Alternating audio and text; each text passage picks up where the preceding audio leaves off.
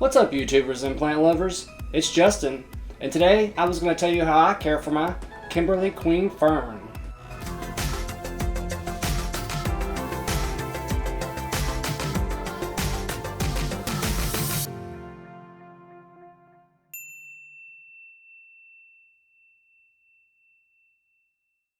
Now, you probably heard it called the Australian sword fern, the sword fern, the Kimberley Queen Fern, but its scientific name is Nephrorhizis obliterata. Now, this is a great fern to have, whether you have it outside or you have it indoors. This fern can adjust to either conditions, just as long as you pay attention to some minute little changes that the fern may need. And a lot of those are specific ones that you already know with the fern. I find that this Kimberley Queen does a little bit better if it's getting some natural sunlight throughout the day. A few moments later. Now with mine, I have him sitting in an east-facing window, and he gets a decent amount of morning sunlight, and then I supplement throughout the rest of the day with some artificial LED grow lights, and that seems to do really well with him. I do have a friend that has had one before and just gave it artificial LED grow lights, and I don't think that really was enough for the intensity because his started to droop a whole lot. And the name of the sword fern is because it has these long, graceful, arcing fronds that are kind of slender and narrow, similar to like a sword. So that's where it gets its common name, the sword fern. But it does require a little bit more direct sunlight, more than other ferns do. It is a tropical fern. They do hail from Australia. I believe it's like the Kimberley region of Australia, which I think is like the northwest, somewhere like that. But it is kind of a tropical area, so these plants do get a decent amount of sunlight and a decent amount of humidity and water as well. Now, as I said, as long as this plant does get a little bit of direct sunlight throughout the day, established plants can take direct sunlight a little bit longer than newer plants, but as long as they do get some kind of shifting, kind of filtered light throughout the day, and like I said, and you supplement with artificial grow lights later, your plant will be fine. When it comes to water, it is a little tricky. You think fern, and it needs a lot of water, a lot of humidity, but as long as you let the top inch to about 2 inches dry out in between waterings, you should be fine to go ahead and water it again. Now, you want to monitor it rather closely. I mean, as long as it starts to feel just a little bit dry, you could probably go ahead and give it a little bit more water, but you got to be careful because if you start to notice a lot of brown colored leaves and segments and fronds, then you're probably overwatering it. If you're seeing some crispy edges and some discolorations on the tips, then it's probably not getting the right humidity levels either. With these guys, any ferns like the humidity around 40 to 70%, and he's no exception. So I like to bunch him up with my other ferns and my other moisture-loving, humidity-loving plants, my bromeliads, my orchids, bird of paradise, peace lily. Group them all together and then set the humidifier close to them. That way they will kind of regulate their own humidity levels and get some more added humidity throughout the day and possibly even some at night. Now, I am against spraying or misting ferns and orchids. I don't think that that is really beneficial to the plant. It's more of a temporary solution to a long-term problem. And that is, they need added humidity throughout the day periodically and throughout the night periodically too. So unless you're going to just stand there and occasionally spray him every 30 minutes or so, it's really kind of pointless to do that. I think pebble trays are the way to go. Now these guys, when they get fully grown, are 3 feet tall to about 3 feet wide. So when they're this size, a pebble tray is beneficial. As long as you have rocks sitting over there and it's on top of the rocks and it's not making contact with the water.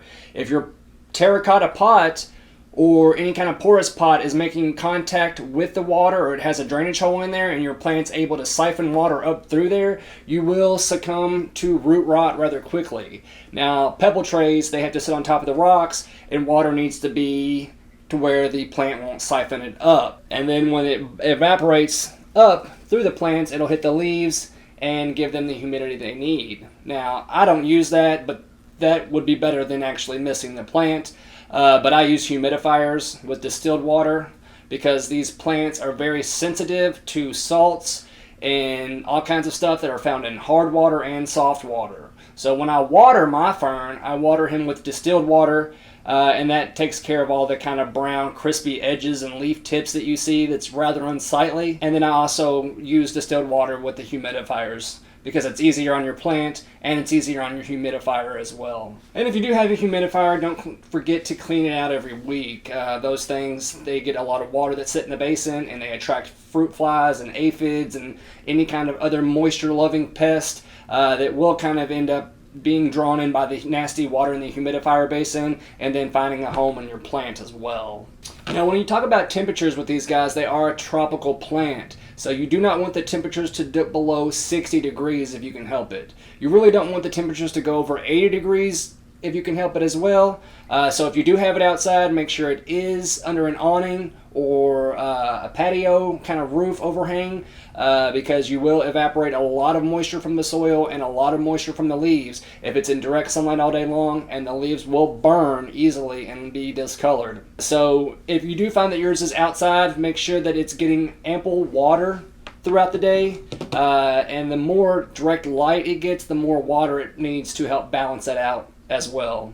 Now, these guys are considered somewhat kind of fast growers, especially for a fern, and they do need a little bit of a regular feeding to kind of help keep up with that growth intensity. I only feed mine about every other month, and they're not fussy when it comes to fertilizers. I find that any kind of well-balanced liquid fertilizer works really well with these guys, and I always dilute it about by half, and I do it about every other month or so. Just really whenever I can remember. I don't really do it every month. I know they're not huge feeders, but I feed every other month from about middle of March, early April, on down to about mid-August. I stop about mid-August. You really don't want to go feeding too much into August, because your plants will start to slow down and get ready for their dormant phase, and you do not want to feed them at all while they're in their resting phase, kind of after mid-August all the way back up to about March again. Now, when spring hits, I will go ahead and give him a little bit of a fish emulsion fertilizer, just to kind of wake him up a little bit, and that kind of helps with the roots. And he's done really well with that. But other than that, I think a liquid balanced general all-purpose fertilizer, Miracle Grow Fox Farm, does really well with your fertilizer. They are tropical plants, so you may want to find a tropical fertilizer for this guy. Callaway's has a decent tropical fertilizer that is supposed to be beneficial for your Kimberley Queen Fern, but Miracle Grow works just as fine too. Now, these guys really don't have many problems when it comes to disease. Pests, you have your average kind of general houseplant problems, mealybugs, aphids, spider mites, and you got to be really careful with a sword fern, because any kind of fern does not do well with pesticides sprayed on them. They can actually kill your fern really easy. They are very sensitive plants, and if you do find that you have any kind of infestation, I would put your plant in the shower and kind of spray him off, or in the sink and run a bunch of water over him, and as you do that, it will knock a majority of those pests off. But you can actually tell that down in here in the center or the crown of the fern, it is rather condensed and really packed tight with leaves, so any kind of pest may set up shop and be hard to flush out once it's in there. Just regular showers to spray them off will kind of combat that, or you can use a mild solution of lukewarm water and just a little bit of dish soap and kind of spray it on there, and then kind of rinse the leaves off really well, and that'll help fight back some pests too. And if you feel a little bit brave, you could take a light kind of isopropyl alcohol, maybe 71%, and apply it to a Q-tip and get in there and rotate around with the Q-tip and kind of wipe off any pests that you may see with that. But be very careful, because pesticides are really hard, and rubbing alcohol can probably do some damage with yours too. I've never had a problem with my Kimberley Queen Fern and any kind of pest, knock on wood, but just in case, I always go the organic route and kind of spray it off with water and just use a little bit of light isopropyl rubbing alcohol if I see a heavy infestation on my fern. Now, ferns are some of the oldest plants found on this planet. They do not produce any flowers or any seeds. They reproduce by spores. So you'll never find a flower on a fern, but you will kind of find little spore spots on the underside of the leaves, and they are easy to actually gather. If you are wanting to collect the spores, you can use a little brown plastic or paper bag. A paper bag would work better. The smaller the better, and you can actually kind of tie it around it with some twine, and you may have to actually support it with a little peg or a little piece of wood to make sure that the weight of the bag doesn't actually weigh the frond down and actually break it. But you can keep that on there for a couple of days and then take it off and then use some sphagnum moss and then put the spores down in there and water for a little bit. Keep it covered up to keep the humidity in there, and then as you start to see a little bit of growth, you can actually turn the lids on there to let a little bit of fresh air in there to actually get it some nice oxygen to help the plant.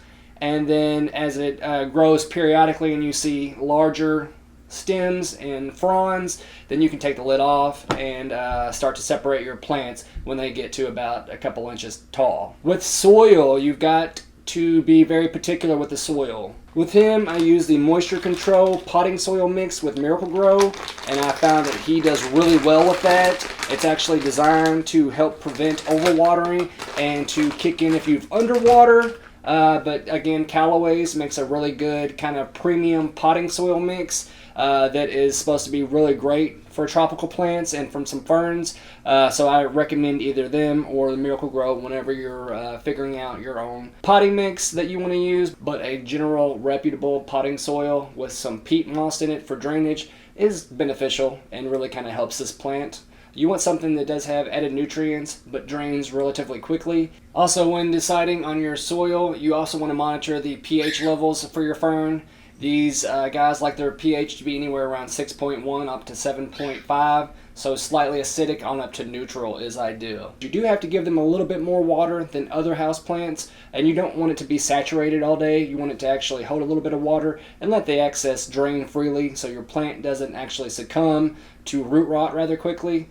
And I would never put a fern in a terracotta pot, although they look tremendous in the terracotta pots. If you find one that's sealed that looks like a terracotta pot, that'll do just fine, as long as it's got a drainage hole in the bottom.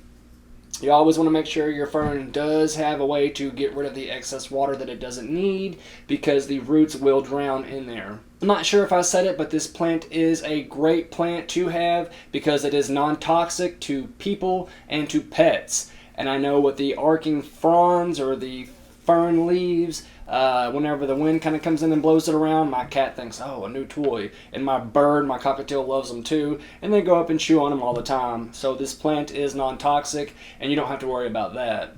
It is great at filtering out the air as well. So this is a great kind of bathroom or bedroom or kitchen plant.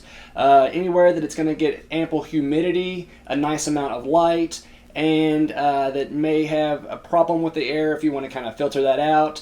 I know this is particularly great at filtering out formaldehyde in the air. Now, I know a lot of you are probably like me and you're like, I don't have no dead bodies in my house. What do I need to worry about formaldehyde for? Well, formaldehyde apparently is in a lot of household items, anywhere from furniture on up to cosmetics, and then higher concentrations of formaldehyde are found in new products and a lot of new homes in construction and a lot of material with that, and people whose homes that people smoke tobacco products has formaldehyde in it, usually higher concentrations. And then stuff like pressed wood, plywood, particle board, a lot of permanent press fabrics have formaldehyde in them. And then some certain insulation materials also have formaldehyde in them as well. So be careful with that and buy yourself a couple of ferns, especially the Kimberley Queen, because it's great at filtering a lot of the toxins and stuff like formaldehyde out of your air as well. The last thing I want to mention is to decide where you want to set your plant whenever you're going to get your plant. You want to keep it away from any drafty windows indoors, any fireplaces, any air vents, or anything like that. They don't do well with extreme temperature fluctuations, so if they're constantly being bombarded by cold drafts or hot, direct dry heat, you will end up losing your fern rather quickly and make it look rather unsightly and like it's dying. So just kind of keep that in mind when you're selecting the perfect place for your new potted plant pal, and he'll be happy. Like I said, they are from Australia where it is the tropics, so kind of keep that in mind when you're deciding on light, water, and humidity as well. And as always, I want to give a shout out to my patrons, and that includes a special shout out to my top tier tree patron, Thuyen. Thank you. And thanks to everyone else who donated. If you have any plant questions, be sure to submit them on Patreon. That's often the best way to get a hold of me, as I'm bogged down by messages, emails, and comments. Alright guys, this has been Justin reminding you that if you can, go out and plant a tree. Let's reforest the world. And don't forget to leave me a comment and let me know what your favorite type of fern is, or if you've ever had any kind of success or failures with the Kimberley Queen Fern. And while you're at it, don't forget to hit the subscribe button or the bell next to it. That way you'll know anytime that I've uploaded a new video. You guys take it easy, have a good one, and don't forget, always plant prudently. Thank you, YouTube.